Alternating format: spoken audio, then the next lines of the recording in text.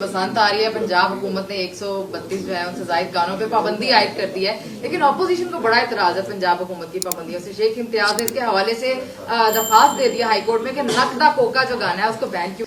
Punjab arts council का एक notification है जो बड़ा क्लियरली कह रहा है कि ये गाने जो हैं इनके ऊपर परफॉर्मेंस ऑन द थिएटर जो हो रही है वो बैन है। ये गाने वहां इस्तेमाल, अब इसमें बसंत कहाँ है? पूरे नोटिफिकेशन में मुझे बी दिखा दें कहाँ है बसंत का। अजीबो गरीब बात है कि हम कुत्ता कान ले गया से हम बाहर नहीं आ पाते हैं। I am sorry. और बड़े बड़े जय्यद सहाफी जो हैं वो भी वही उसी काम के ऊपर लगे हुए हैं। मेरी गुजारिश ये है कि जिनको एतराज है इन गानों के ऊपर, मैं तो वो गाने बोल भी नहीं सकती।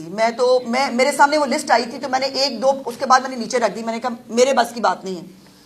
और इसके जिनको शौक है वो अपनी फैमिली को बिठा के ये गाने लगा के बेशक गाड़ी में सुने, घर में सुने, नाचे गाए, मुझे क्या एतराज है। मैं किसी की मॉरल पुलिसिंग के लिए नहीं आई हूँ, लेकिन स्टेज के अंदर, स्टेज के ऊपर इन गानों के ऊपर फिर जो डांस होता है, जिसको डांस कहा जाता है, माफ कीजिएगा वो डांस की भी तौहीन है।